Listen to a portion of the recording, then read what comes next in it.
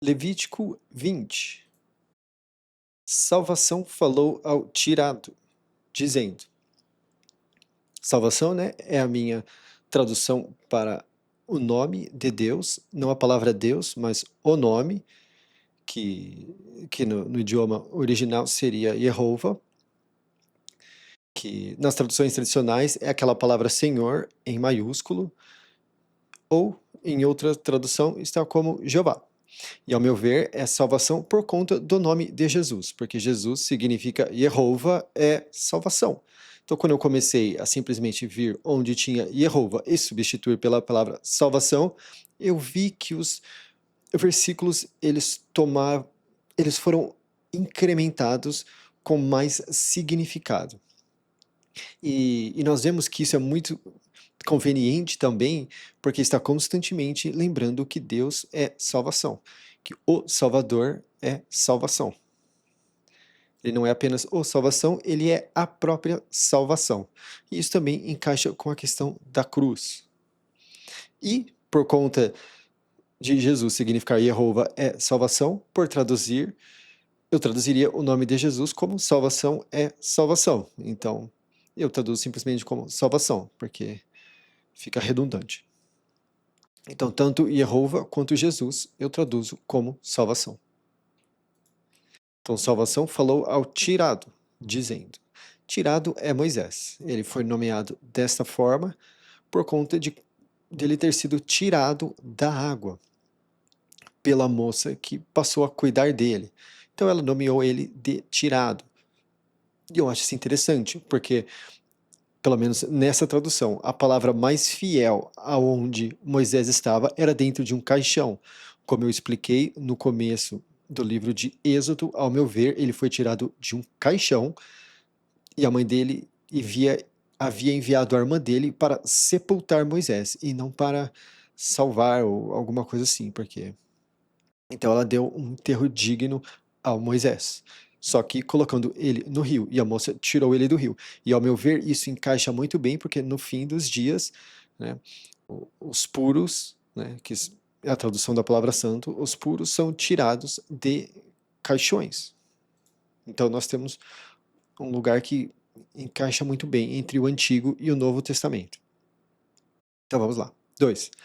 E aos filhos do persistiu com o grande pastor, que é a tradução da palavra, do nome Israel, né?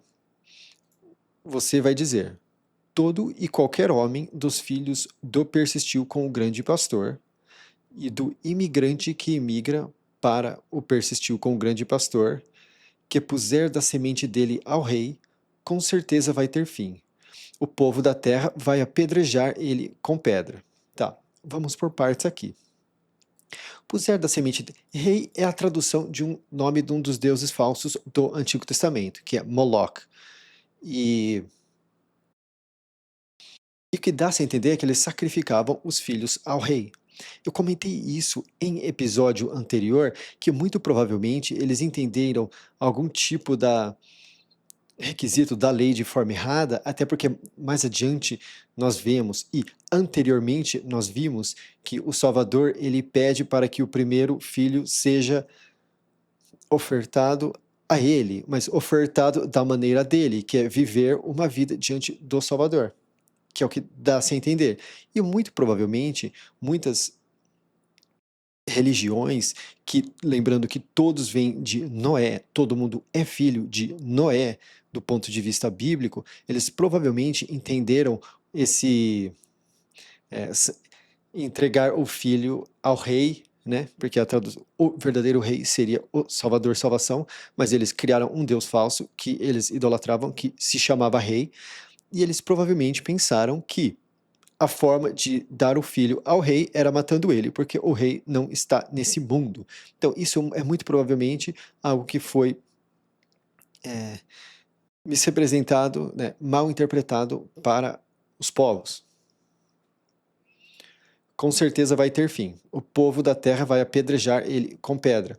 Isso aqui é interessante também, porque quando você dá o seu filho ao rei, agora no sentido espiritual da coisa, né, quando você coloca da sua semente ao rei, esse ter fim, lembrando que é morrer em algumas traduções, mas essa palavra, a última coisa da palavra é uma cruz. O último pictograma dessa palavra é cruz.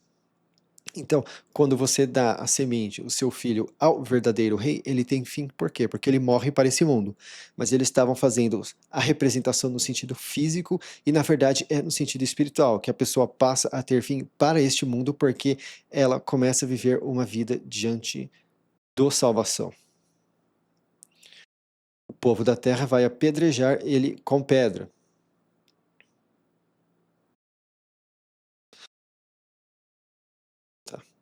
3. E eu vou pôr a minha face contra aquele homem, e vou decepar ele do meio do povo dele, porque ele pôs da semente dele ao rei, sujando o meu puro e rompendo a minha fama pura.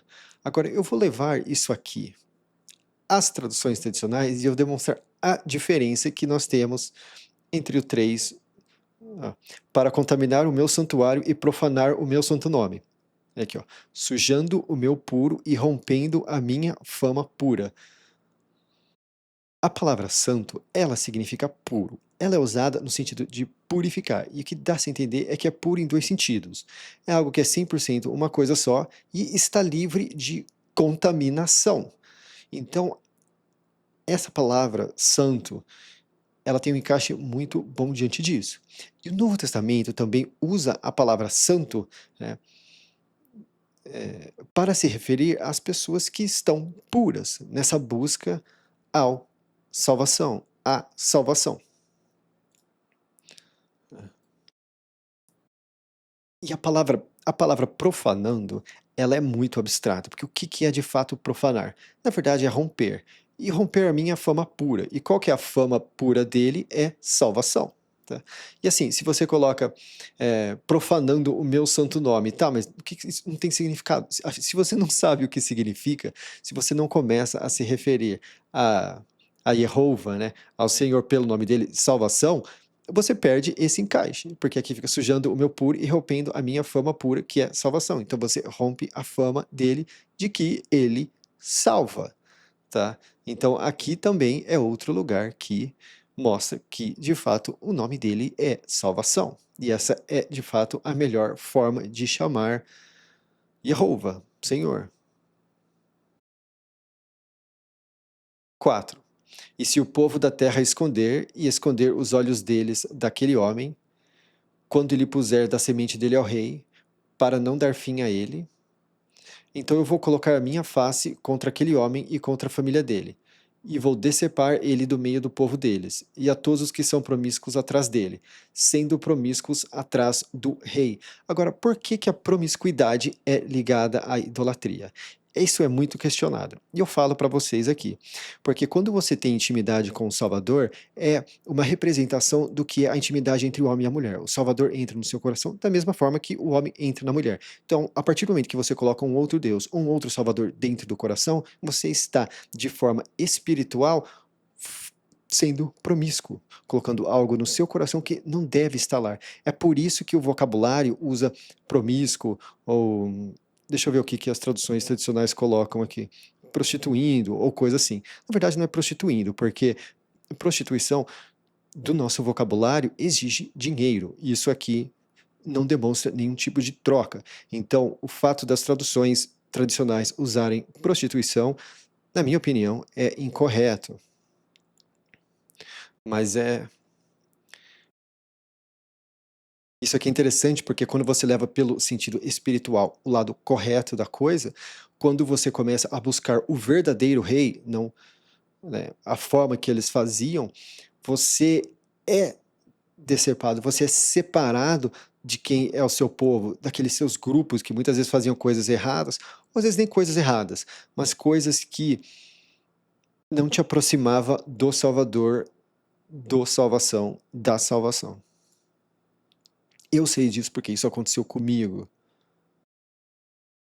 Eu fui lentamente me desligando de meios que não contribuíam para a minha intimidade com salvação. Não que muitos eram meios ruins.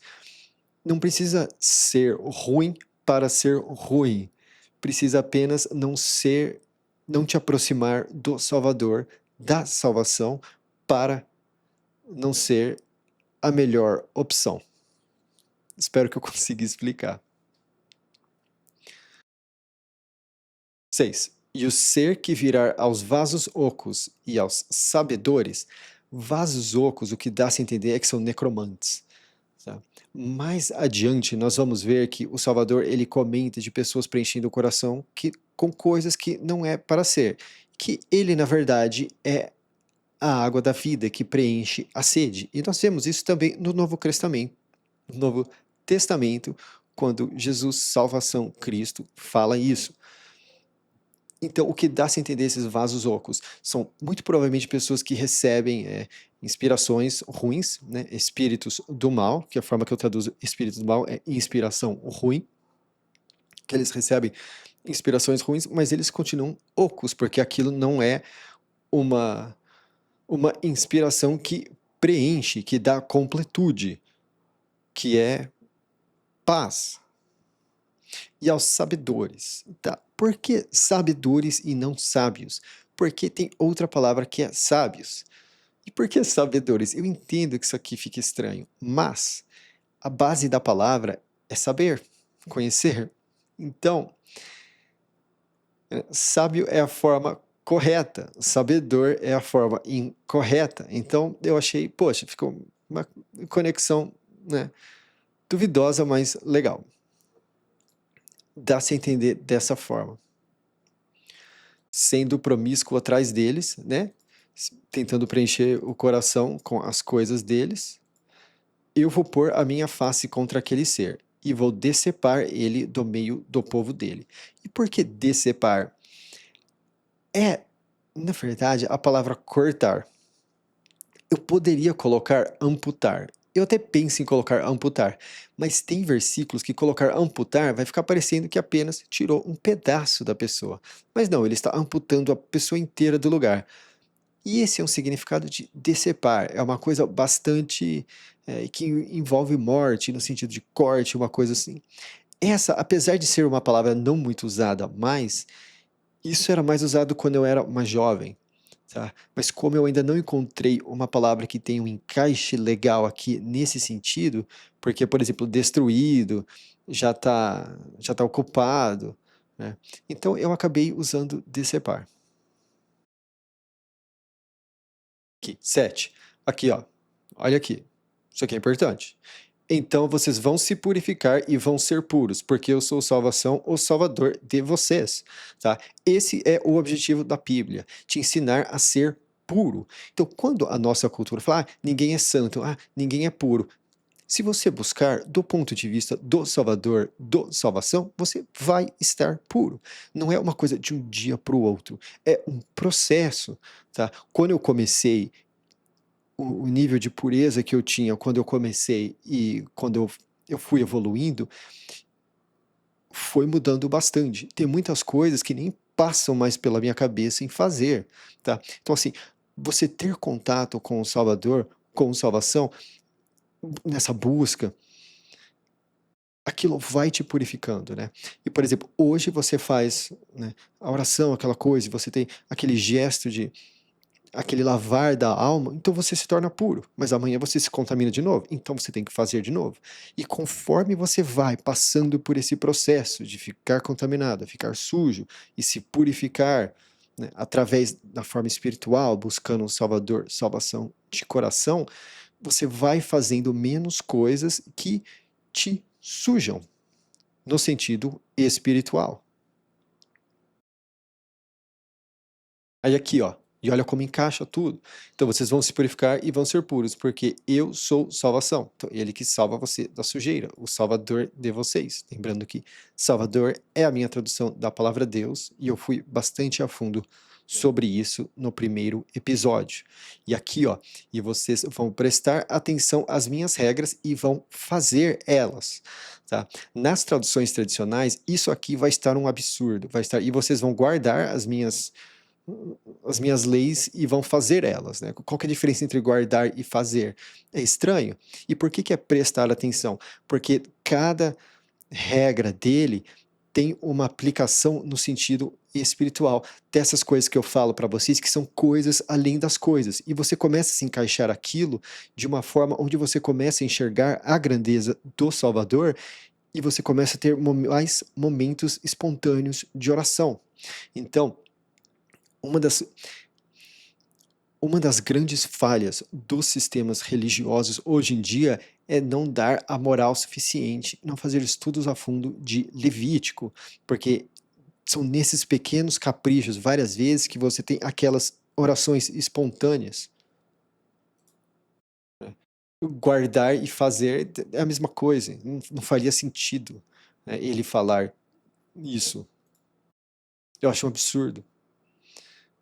E é prestar atenção, porque se você coloca guardar aqui, vai ter pessoas que, então eu preciso comprar uma Bíblia e deixar ela guardada. Não, precisa prestar atenção. Pra cá, tá. E vocês vão prestar atenção às minhas regras e vão fazer elas. Olha lá, eu sou salvação, o que purifica vocês. Então vocês vão se purificar e ser puros, porque ele é a salvação, o que purifica vocês. E como que ele faz isso? Através da busca. É o que eu falo. Se você pegar para ler a Bíblia, não apenas leia, pegue um papel e copie ela à mão. Especialmente se é a minha versão, porque essa versão é claramente melhor. Mas especialmente porque eu estou aqui explicando. Então, se você puder, conforme você assiste, copiar o versículo à mão, né, eu recomendo, porque você vai ter bons momentos de oração espontânea entre você e o Salvador. Né? E você pode ir no seu ritmo. Você pausa, volta, copia, pausa, volta. 9. Porque todo e qualquer homem. Tá, por que eu coloco todo e qualquer? O que dá a entender é que. Não, é a palavra homem duas vezes, tá? Só que, eu vou confirmar aqui. Só que isso dá é a palavra homem duas vezes. Só que isso dá no sentido de intensidade. E tem outra palavra usada para todo e também que é a mesma palavra que é usada para qualquer.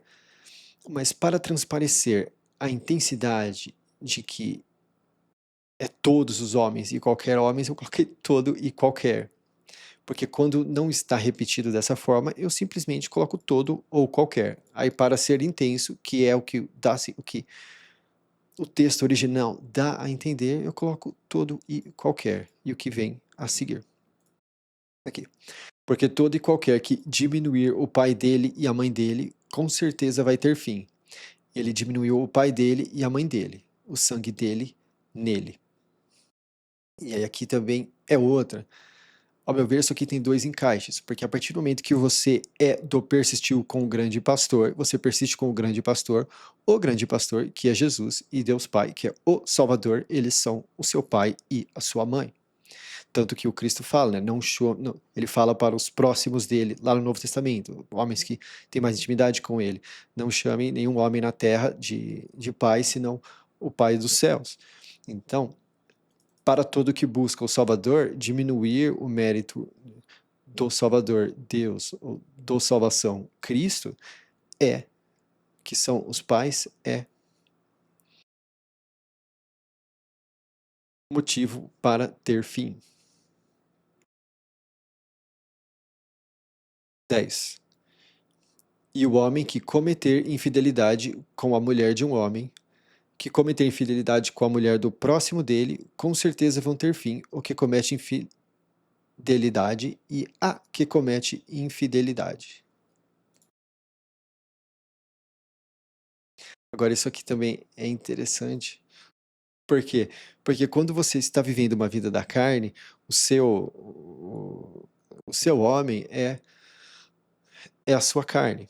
E a partir do momento e é como se a humanidade fosse a mulher e a vida da carne fosse o homem, ou a vida do espírito fosse o outro homem. É como se todo ser humano fosse uma mulher e Deus Pai é um homem e a vida da carne é outro homem. Então, por exemplo, e nós nascemos na vida da carne. Então, quando você comete a infidelidade de trair a carne para ir ao Salvador, você tem fim. Você morre para aquela vida que você tinha antes e passa a ter agora. Então, essa aplicação de Levítico 20:10 é muito interessante porque demonstra essa dinâmica de quando nós abrimos mão da vida da carne para a vida do espírito.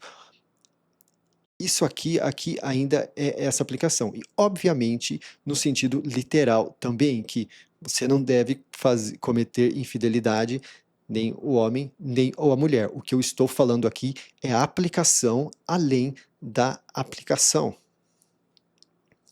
11. E o homem que deitar com a mulher do pai dele, ele expôs a nudez do pai dele. Com certeza vão ter fim os dois, o sangue deles neles. E por quê? Porque a partir do momento que um homem adquire uma mulher, os dois viram uma só carne. E isso é falado. Então, ao deitar com a mulher do pai, é o próprio pai. Então, é essa a aplicação disso.